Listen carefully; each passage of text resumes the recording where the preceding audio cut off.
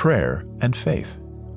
Leaders must pray and trust God for wisdom and spiritual power in order to lead God's people into continual renewal. Here now is Dr. Gene Getz. Now, what we see in this Old Testament passage here in relationship to Jehoshaphat is that he faced a very frightening situation, a very frightening confrontation from his enemies. The enemies are mentioned, the Moabites, the Amorites, and they were moving with great force into Judah's territory. And it's in the context of that confrontation that we get a perspective. What was happening to the king? Well, read with me 2 Chronicles 20, verses 3 and 4. Jehoshaphat was afraid. He was anxious. And he resolved to seek the Lord. And then he proclaimed a fast for all Judah who gathered to seek the Lord. It wasn't just Jehoshaphat who went to prayer, but he called for all Judah to join him, to pray for protection from their enemies. They even came from all the cities of Judah to seek him, that is, to seek the Lord. Now, specifically, I love Jehoshaphat's prayer. It's a model. We see this modeled other places. How did he begin? Well, notice here in chapter 20, verse 6. Yahweh. This is the king praying. Yahweh, the God of our ancestors. Are you not the God who is in heaven? And do you not rule over all the kingdoms of the nations? Power and might are in your hand, and no one can stand against you. In other words, you are the awesome God. Remember who else prayed that prayer? Nehemiah, when he's in trouble. When the walls were broken down. When he was there serving the king 500 miles away, a pagan king. And he wanted to help his people there in Jerusalem, where the walls were broken down. How did he begin? Oh God, the awesome God. Daniel, same situation. When he was in captivity, concerned about his people, how did he begin his prayer? God, you, the awesome God. You are the only true God. And here we see Jehoshaphat doing the very same thing, acknowledging who God really is. Well, he continues then and gets very specific in his prayer. In chapter 20, verse 7, are you not our God who drove out the inhabitants of this land before your people, Israel, and who gave it forever to the descendants of Abraham, your friend? In other words, what he's doing is reminding God of what he had done before. That's exactly what Nehemiah did. He reminded God of what he had done and of his promises. And here, the king takes us all the way back to Abraham, the promise that was made to Abraham, doing the very same thing that Nehemiah did, that Daniel did. There's a very important divine sequence here, and you see it illustrated in this man's prayer. Are you not our God who drove out the inhabitants of this land before your people Israel, who gave it forever to the descendants of Abraham, your friend? Our God, going on in verse 12, will you not judge them? For we are powerless before this vast number that comes to fight against us. And now I want you to notice this next statement, which to me really speaks to my heart. We do not know what to do, but we look to you. By the way, that rhymes in English, doesn't it? Like that. We do not know what to do, but we look to you. And I love that. How many times have you been in a situation like that, where you just don't know what to do? And that's when we can turn to God and say, we can trust you. And that's exactly what the king is doing here. Well, in the next paragraph, we read that the prophet Jahaziel reassured the king the battle was not theirs. God responded through a prophet. And he said, Jehoshaphat, the battle is not yours. The battle we fight today as Christians is also a spiritual battle. And we are to be strong in the Lord. And here you have Paul referring back, I think, to some of the battles. And perhaps when Paul penned Ephesians chapter 6 and referred to the battle that we face, maybe he was thinking of this situation right here. But we also know, I think, that he was thinking in terms of what was happening there, where he was in prison chained to a guard, because standing next to him is a Roman soldier. And so I think Paul referred back to the Old Testament battles as well as to what was happening in Rome at that time when he said this, Ephesians chapter 6, verse 12. For our battle is not against flesh and blood.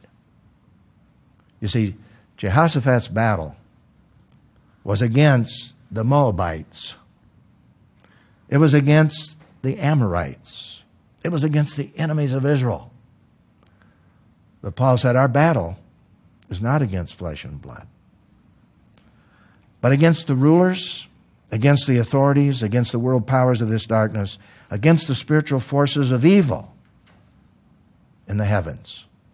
And here, at this point, perhaps he shifted in his thinking to the metaphor that was being illustrated right there in that Roman guard, when he outlines for us the full armor of God to defeat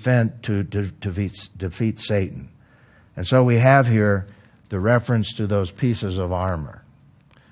The first, truth like a belt around your waist. And as he was writing, he may have just looked up at that Roman soldier and saw the waist, the breastplate. Righteousness, like armor on your chest. Your feet sandaled with readiness for the gospel of peace. And then he says, take the shield of faith. I mean, there stands a Roman guard with a shield. Take the shield of faith. Take the helmet of salvation. Take the sword of the Spirit, which is the Word of God. And then at this point, he moves from the metaphor to a very important function, and that's prayer. No longer a metaphor. He's just being very direct.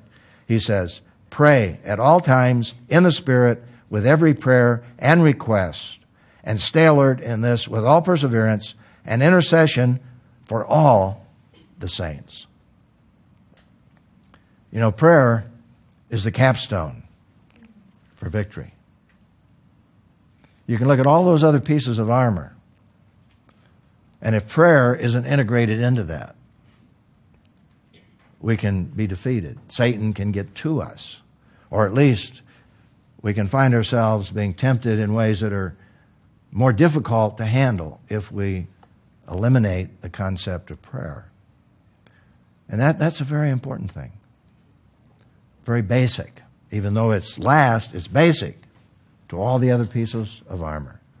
So here's the reflection response question. Why is it so easy to neglect prayer and try to fight our spiritual battles in our own strength?